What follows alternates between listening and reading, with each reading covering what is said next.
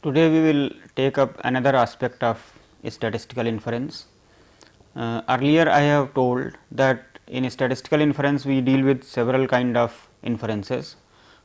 One is that when we do not know about the characteristic of a given population, then we give an estimate for that. That means, we tell that this could be the value based on the sample, that is known as point estimation.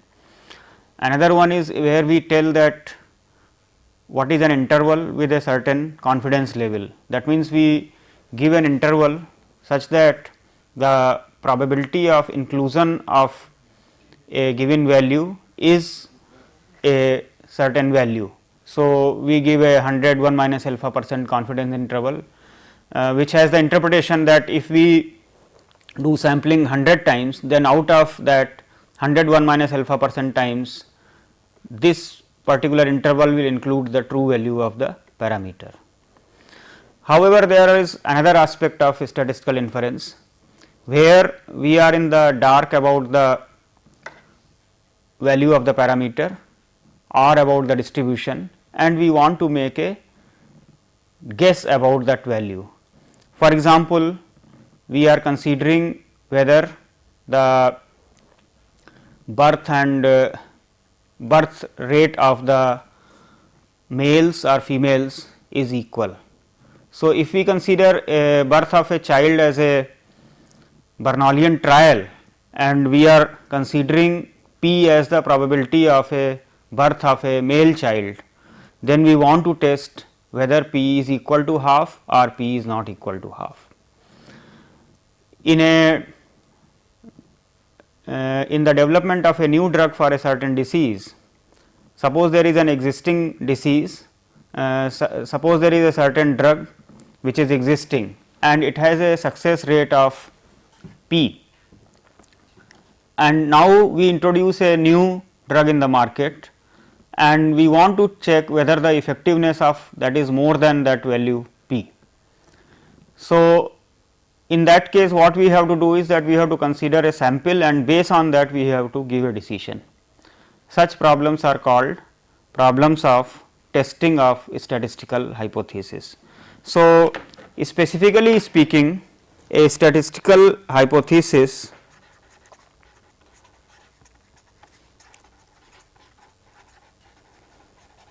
is a statement, or you can say assumption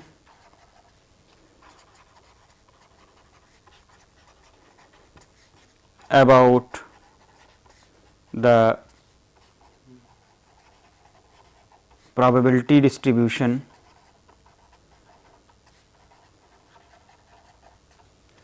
of a random variable or a population.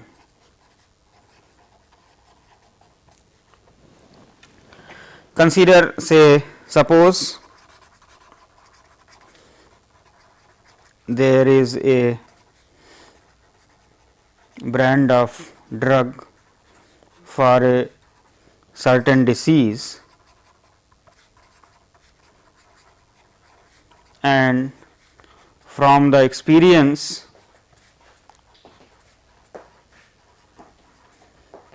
we know that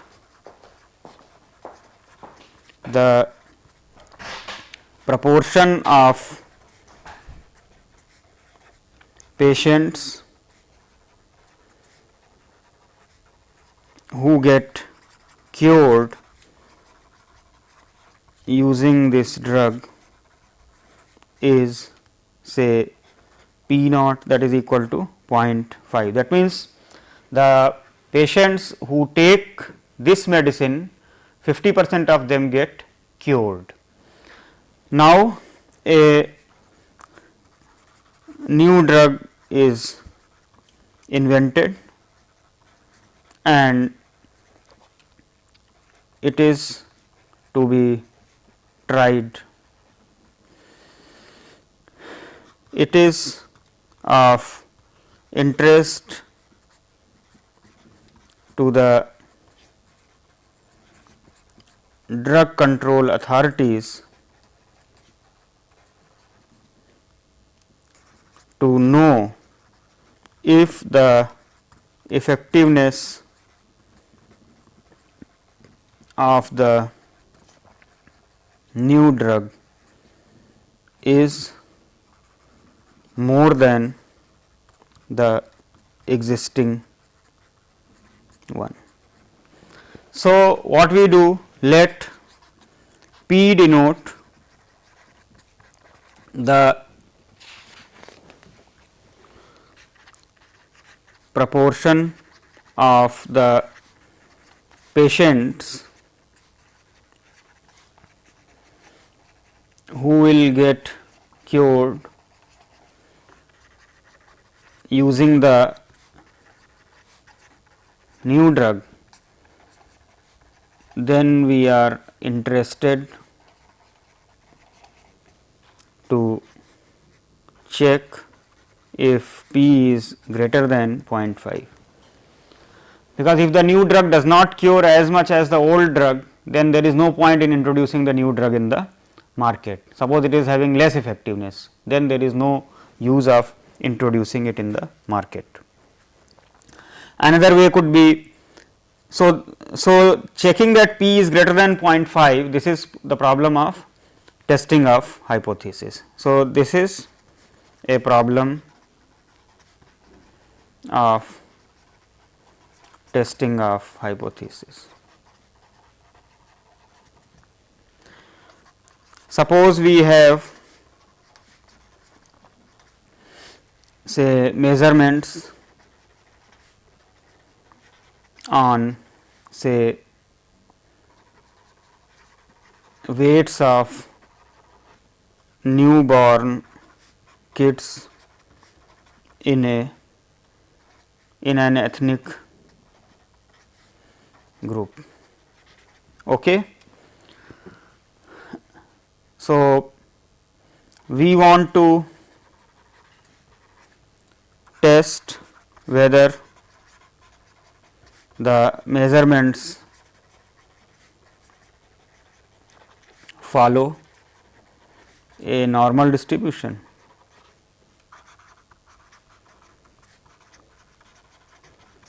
That means, we want to check whether, that is whether f x is equal to say 1 by root 2 pi sigma e to the power minus 1 by 2 x minus mu by sigma square. So, we want to check whether this is true. So, this is again a statistical hypothesis.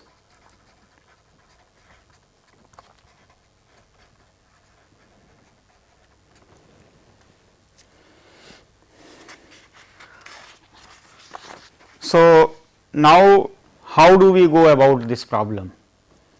The fundamental problem of testing of hypothesis can be seen in the context of that we have to actually tell whether the hypothesis which we are going to test is tenable or not. How do we do that? As in earlier problem of a statistical inference, that is in point estimation or interval estimation, we will have a random sample with us. Now, with the help of the random sample, we will like to devise a rule to tell that whether this hypothesis is plausible or it is not plausible. So, for example, you consider the problem of assigning whether the new drug is more effective or not. So, the drug trials are made on patients. Suppose the trials are made on 1000 patients or 100 patients. Now, if we find that out of the 100 patients who took the medicine under certain controlled experiment, it turns out that only 25 got recovered using that new drug. Now, that obviously means that the effectiveness of the drug is only 0.25, and here we want to test whether P is greater than 0.5. So, this hypothesis does not seem to be plausible hypothesis.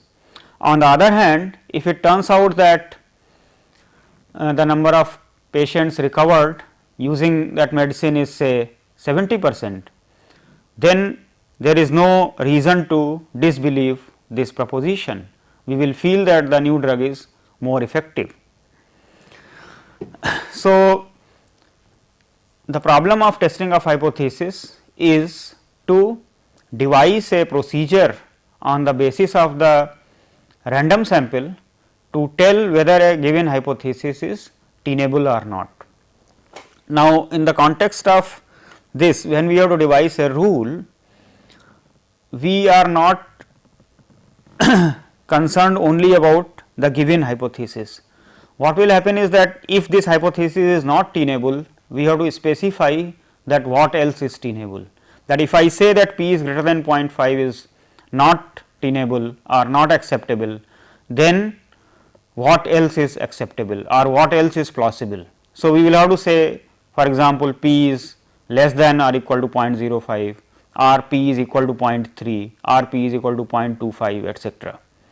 So, that gives a concept of that in a testing of hypothesis we should have two hypotheses. If we reject one hypothesis, then it is in the favor of another one. So, that gives rise to the concept of null and alternative hypothesis.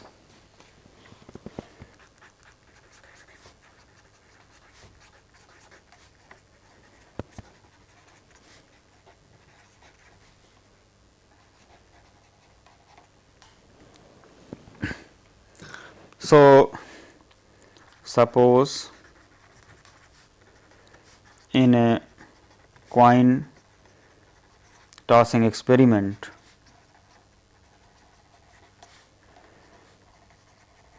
we want to test whether a coin is unbiased or not.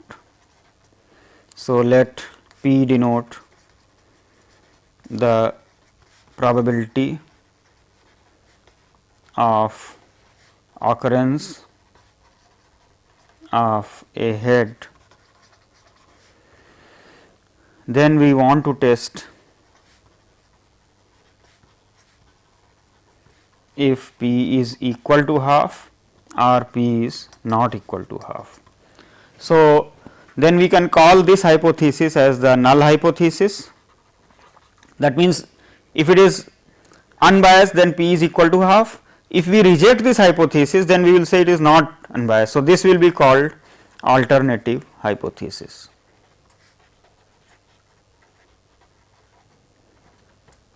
So, we usually use a notation H naught for the null hypothesis. We say H naught p is equal to half, and against H1 p is not equal to half. It could also be like H naught p is equal to 1 by 2 versus H1 p is equal to say 1 by 4. Suppose we have a strong suspicion that actually the probability of head is only 1 by 4, then we may set up the alternative hypothesis of this form. So, in general, the hypothesis will be framed based on the questions that the experimenter will have and which he actually wants to test in the light of the sample that he is going to have. So, you can say that the null hypothesis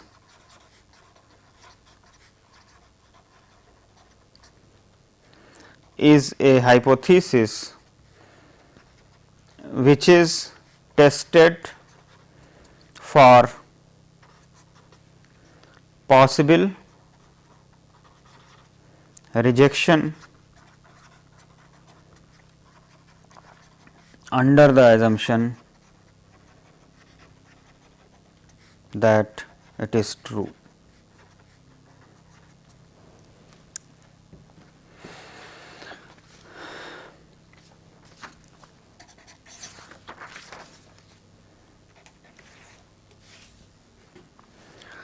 So, we have two types of hypothesis. One is simple hypothesis and another is composite hypothesis.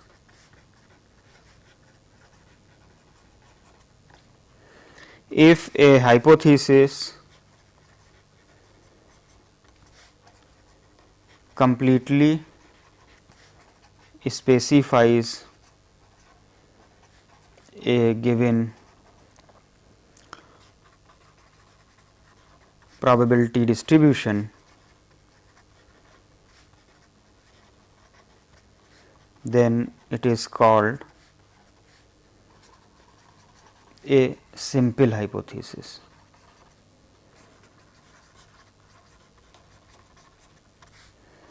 Otherwise, it is called a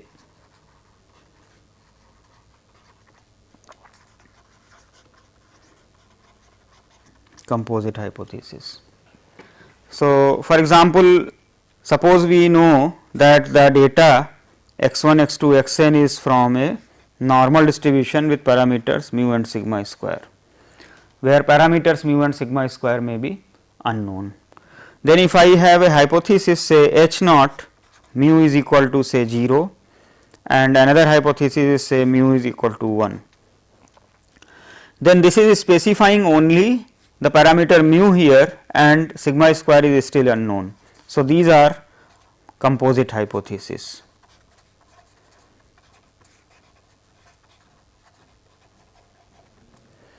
But suppose I write h naught star mu is equal to 0, sigma is equal to 1 against h 1 star mu is equal to 1 and say sigma is equal to 1, then these are simple hypothesis.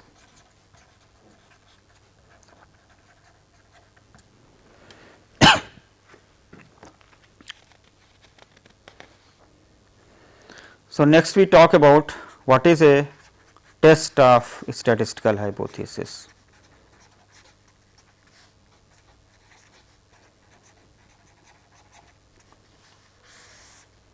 So, a test of hypothesis is a decision to accept, decision to accept or reject a hypothesis. Now, here let me specify the practical aspect of it. Since the decision is based on only a sample, so if the sample does not support the hypothesis, we say that there is no reason to accept the hypothesis, or you can say the hypothesis is rejected on the basis of the given sample. As I mentioned earlier, when we are checking the effectiveness of the new drug and we want to test whether the new drug is more effective, and suppose out of 100 patients on which the new drug has been tried, only 25 patients get cured, then we have a very strong reason to reject the null hypothesis that p is greater than half, because only 1/4 of the patients are getting cured. On the other hand, if p is equal to 0.7 from the sample, then there is no reason to reject the null hypothesis, p is greater than 0.7.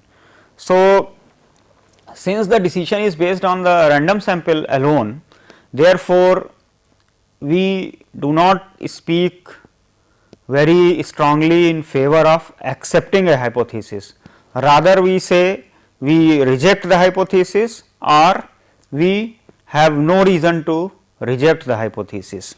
So, we use the terminology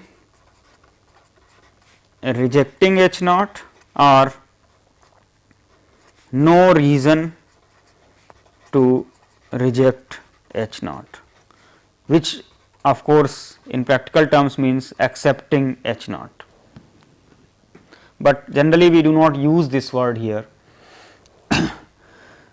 So, now a test which we are telling is a decision procedure to accept or reject a hypothesis is based on the sample. So, how it is giving you the decision? Let us see that.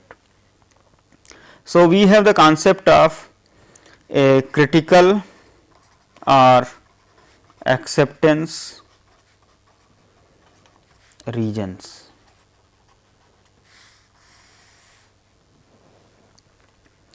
So, since the decision is based on the sample space, because we are observing a sample and that sample takes value in a particular sample space. So, let S be the sample space of the random experiment.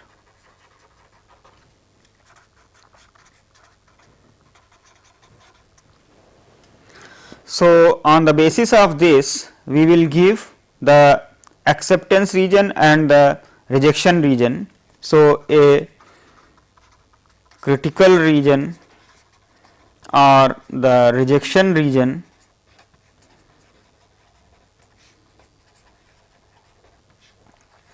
of the test is that part of the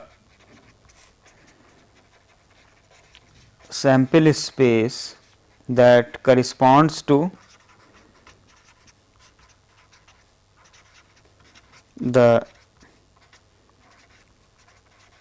rejection of the null hypothesis.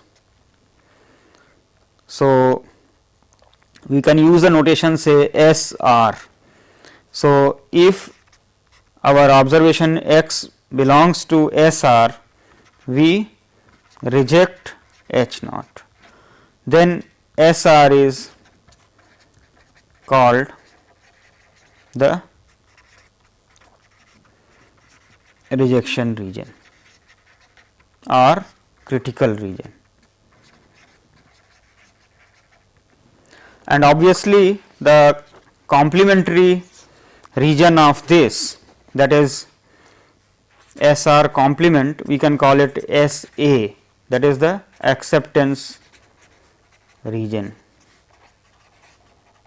That is, if X belongs to SA, we do not reject H naught, or we can say we accept H naught. Let us give one example here.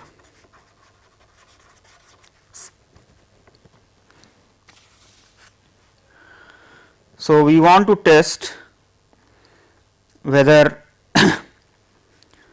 so we have a coin and we toss it say thrice to test whether say the probability of head is say 1/4 or 3/4. So, our sample space consists of all heads or 2 heads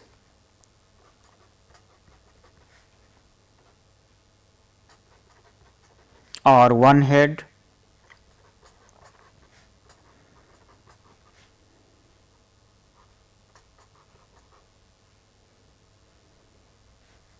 or all tails. Now, we may take a decision like this, that if, so we can make a decision rule like this SR. So, we have to test the hypothesis here H naught P is equal to 1/4 against H 1 P is equal to 3/4.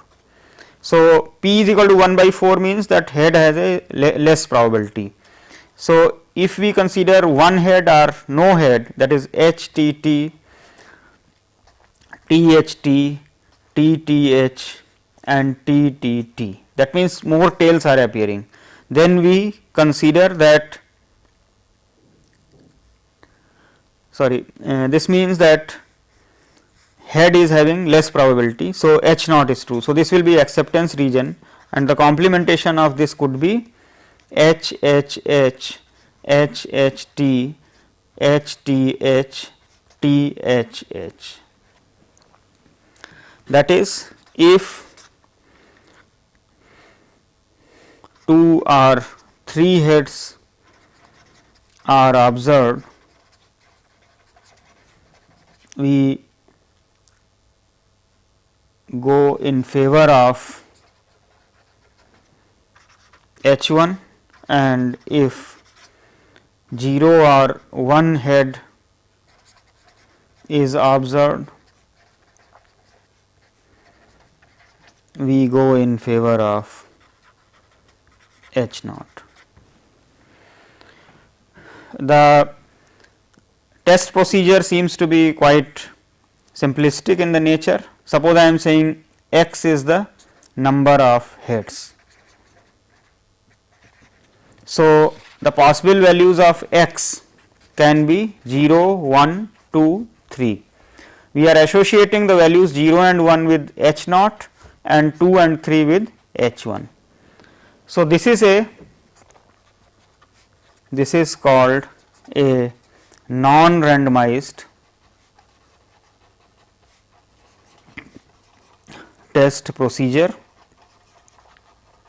for this particular hypothesis testing problem.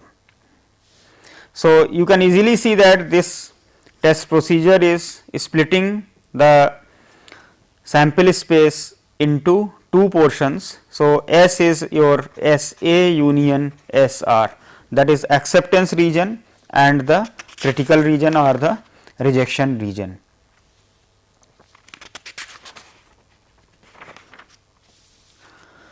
Now, while conducting a test of hypothesis, you can see that the decision is based on a sample, and based on the sample we are splitting the sample space into two portions, two complementary regions, two complementary exhaustive regions, such that one region corresponds to the rejection of the null hypothesis and the other one corresponds to the rejection of the alternative hypothesis, or you can say acceptance of the null hypothesis. So, now you can see, since we are making a test procedure, it is likely that we may make mistakes. The question is that the decision is based on the sample, and if the sampling is done in a faulty way or whatever be the reason, because each sample has a certain probability of occurrence, this may lead to two types of errors.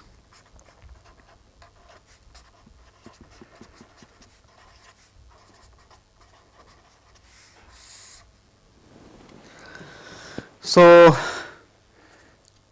when we conduct a test of hypothesis, we are likely to make two types of errors. So, we call them type 1 error and type 2 error. So, what is type 1 error? This could be rejecting. So, now we will use a standard notation, H naught is the null hypothesis and H 1 is the alternative hypothesis. So, rejecting H naught when it is true. So, this is called error of the first kind, and type 2 error is accepting H naught when it is false. This is called error of the second kind. Since the decision is based on the sample, these two errors are likely to be committed. The consequences of the two types of errors can be significant. For example, consider a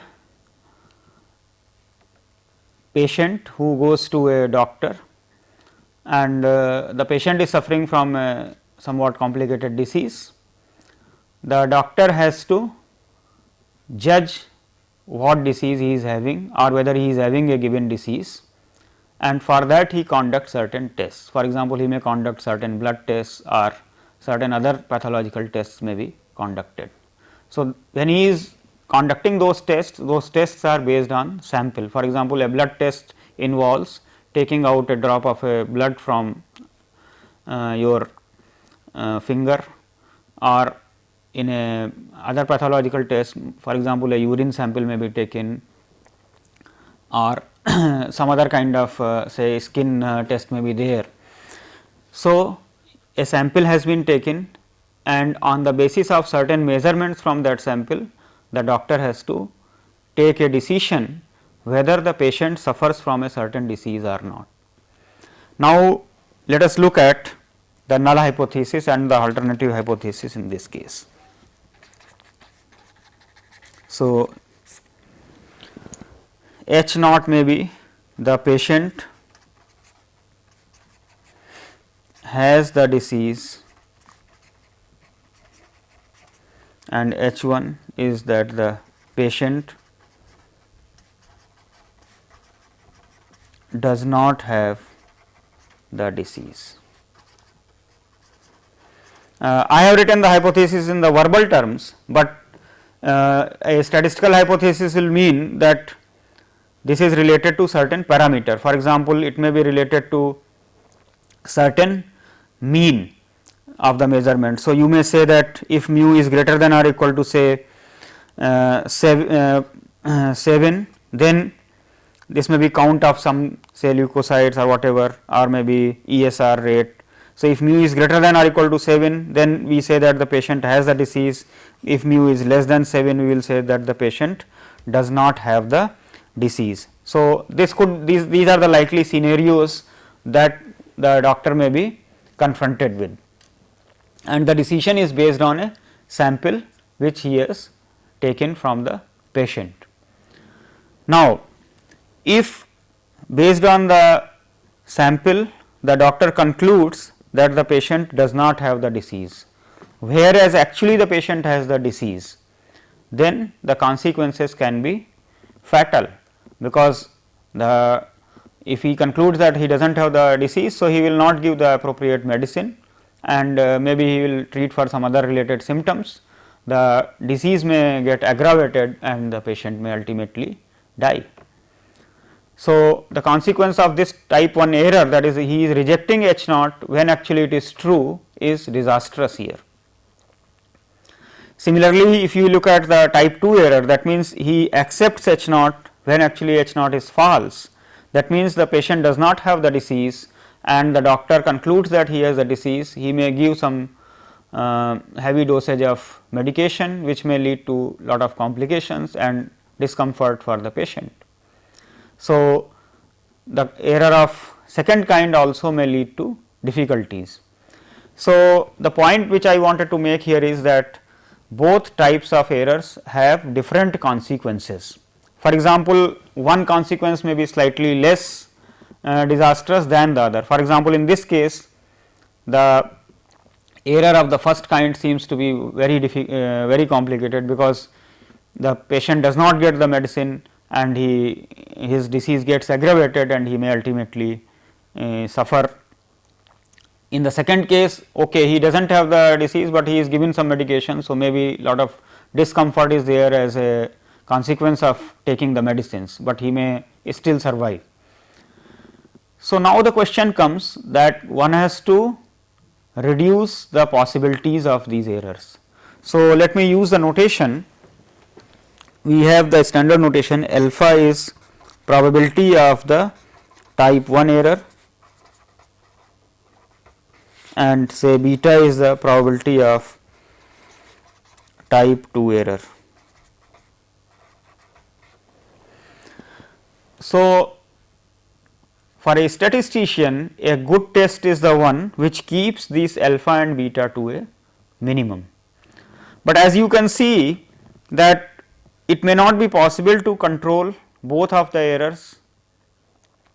The reason is that the probability of type 1 error and type 2 error is based on the sample, because type 1 error is rejecting H naught, that means it is the size of the rejection region when H naught is true, and this is the size of the critical, this is accepting H naught when it is false. So, it is the size of the acceptance region. As we have already devised that acceptance and the rejection regions are the complementary in nature. Therefore, if we increase one, the other one is decreased. So, for example, if we want to reduce the type 1 error, a possible scenario is to reduce the size of the rejection region, but if you reduce the size of the rejection region, the size of the acceptance region will increase, and consequently the probability of type 2 error may increase. Therefore, statistically speaking, it is not possible to minimize both alpha and beta simultaneously. Further, if we are dealing with the composite hypothesis, then alpha and beta both are functions of the parameters. For example, let me take say normal mu 1 population. So, we are having a random sample x 1, x 2, x n from a normal mu and 1 population, where I have to take a decision on h naught regarding say mu is less than or equal to 0 or say mu is greater than 0. Now, here the hypothesis is composite. So, what is the probability of type 1 error and what is the probability of type 2 error here? So, it could be in this form: probability of type 1 error is probability of rejecting h naught, which may be based on some value of the sample when it is true. So, this could be probability of say x belongs to S R, that is x denotes your vector x 1, x 2, x n of observations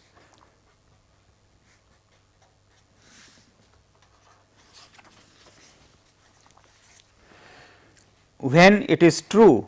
True means the value is mu and mu is less than or equal to 0.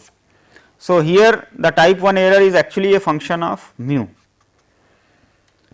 So, what one does is that one takes the maximum value of this, let us call it say alpha star for mu less than or equal to 0. This is called the size of the test. Similarly, if we look at beta mu, that is the probability of type 2 error, that is probability of accepting h naught when it is false. So, it is the probability of x belonging to S A under mu when mu is greater than 0. So, we consider 1 minus beta mu, let me call it a notation beta star mu. This is called the power of the test, that is probability of rejecting h naught when it is false.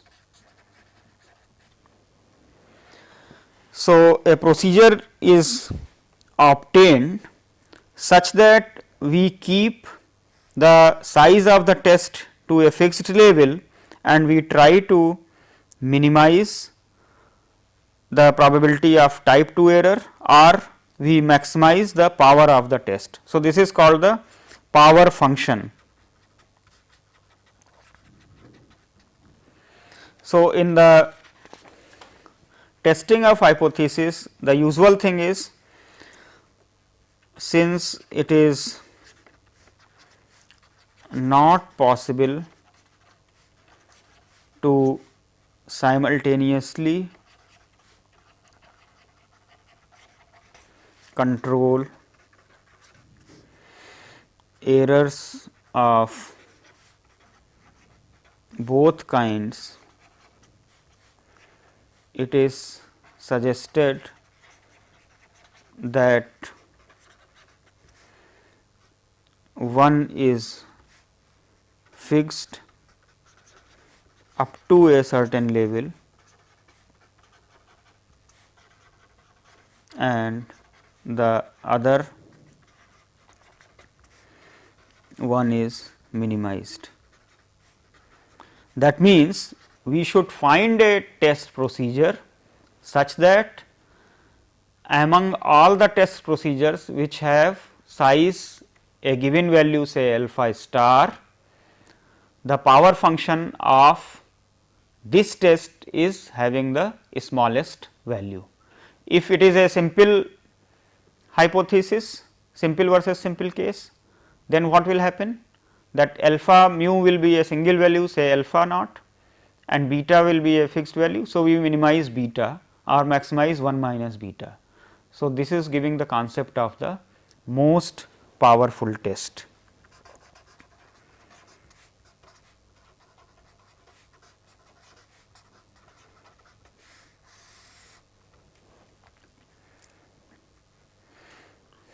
That is, the power is maximized. So, most powerful test is among all tests with a fixed size, we determine the one with the smallest type 2 error function or the maximum power function. So, this is called the most powerful test or MP test of size, say alpha. Now, if it is a composite hypothesis, then so actually power function is dependent upon the when it is false, that means when H 1 is true. So, if H 1 is a simple hypothesis, when H 1 is a simple hypothesis, then the power is a constant. So, we look at the most powerful test. However, if H 1 is a composite hypothesis, if H 1 is a composite hypothesis because it is false, so what will happen here, that this will be a function of parameter beta mu and 1 minus beta mu, that is beta star mu. So, in that case we have for a fixed size we should have the power maximum at all the parameter points in the rejection region. That means, for the alternative hypothesis where that is it is H naught is false, that is when H 1 is true, then it gives a concept of uniformly most powerful test. When H 1 is a composite hypothesis, then the power is a function of the parameter, and so we have to find a test which maximizes this function throughout the alternative hypothesis space. Such a test is called uniformly most powerful test of a given size. So, now let us see the practical situation here.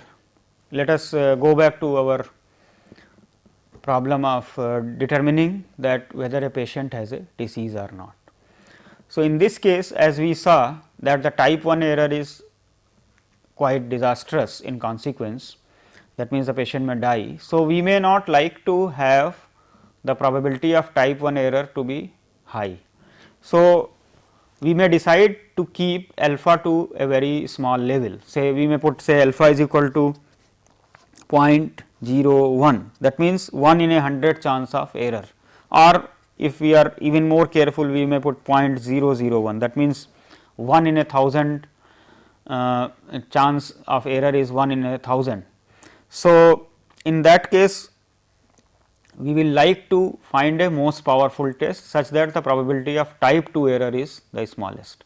So, for example, we may conclude that there is a particular kind of test and it may give the value say mu is equal to say 7, then the patient has the disease, say patient has the disease and say mu is say equal to, it is possible to have only two types of observations say here, mu is equal to 0, then the patient does not have disease. Suppose the test is devised in such a way that the measurements that are taken, they may take only two possible values, and when mu is equal to 7 the patient has the disease, when mu is equal to 0 the patient does not have the disease. In this particular case the probability of type 1 error is, that is when mu is equal to 7, that is when x belongs to S, rejecting means SR, x belongs to SR when mu is equal to 7, we may put this value to be say 0.01, and now we find that region, that is x belonging to SA when mu is equal to 0. So, this function, this value beta should be minimized. That means, we should find a test procedure. So, basically determining a test procedure means that we are fixing SR and SA. So, find that procedure which gives you SR and SA in such a way that this beta is minimized. So, this is the theory of finding out optimal tests, or you can say most powerful tests here.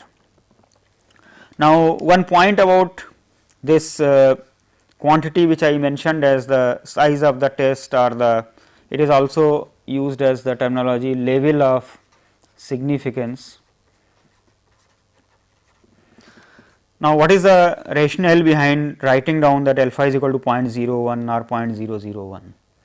So, the initial problem of the testing of hypothesis, the way it was developed, there the theory of most powerful test was developed in such a way that we fix alpha and then we find the most powerful test. So, in the test procedure then this alpha will play a role. Now, this will involve looking at the probability points of certain distributions such as normal distribution, chi-square distribution, t distribution, f distribution, etc. Now, for normal distribution it is fine, but for t distribution or chi-square etc., we encounter incomplete gamma functions or incomplete beta functions, and therefore, the tables are calculated for specific parameter values only, and therefore, those values were tabulated for values such as 0.01, 0.05, 0.025 etc., and that is why in most of the books you will find these values to be given. I will also discuss with you the significance testing, which is an alternative approach to the hypothesis testing problem, where nowadays because of the computer packages it may not be required to fix the value of alpha. We will come to that problem a little later. Now, here what we are doing is that we are specifying a test procedure in such a way. So, we may write it like this: a test procedure's description. What we are doing is we are saying phi x is equal to 1 if x belongs to S R, it is equal to 0 if x belongs to S A. So, this means the interpretation that we can give, phi x is the probability of rejecting H naught. So, that means if I say phi x is equal to 1, that means if x belongs to S R, we reject H naught with probability 1, that means we always reject. Similarly, probability is 0 if x belongs to S A means that we never reject H naught when x belongs to S A. This description of the test function is also in the, you can say, concordance with the concept that I said, that we either reject a null hypothesis or we do not reject the null hypothesis. So, this interpretation is based on that thing. So, a non-randomized test procedure which I described just now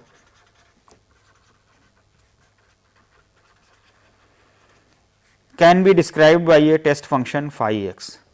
However, there may be certain cases, because what we are saying is that the probability of rejecting, that is x belongs to S R when H naught is true, this is equal to alpha. Now, in a given situation when we are devising a test, it may turn out that this value is not exactly equal to alpha for any value here, because that may be changing depending upon the points, and when we include few points it may become more than alpha, if we delete some points it may become less than alpha. In that case, we may adopt a procedure called a randomized test procedure,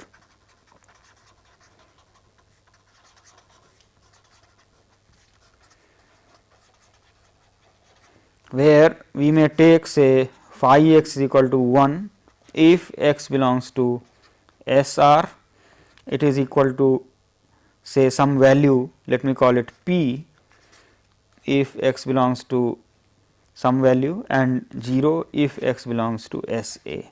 So, what has happened here? That means, this S R and S A, these are not exhaustive. So, we have a space here where we reject with probability p and accept with probability 1 minus p. So, this may be needed, for example, in a situation like say we are having testing say mu is equal to minus 1 against mu is equal to 1, and our test is based on x. So, if I say x is negative, then you go in favor of this, if x is positive you go in favor of this. Now, what happens if x is equal to 0? Although the probability of this may be 0 in a continuous distribution, but in the discrete distribution this may be occurring with a positive probability. In that case, we may decide to conduct an additional experiment and decide on the basis of that, is say a coin tossing, say with probability half we accept, with probability half we reject. So, this is called a randomized test procedure. So, sometimes we may have to adopt a randomized test procedure in order to achieve a given level of significance or given size of test. Now, in the forthcoming lecture, I will be discussing the procedure for obtaining the most powerful tests, and then we will look at the applications for various distributions.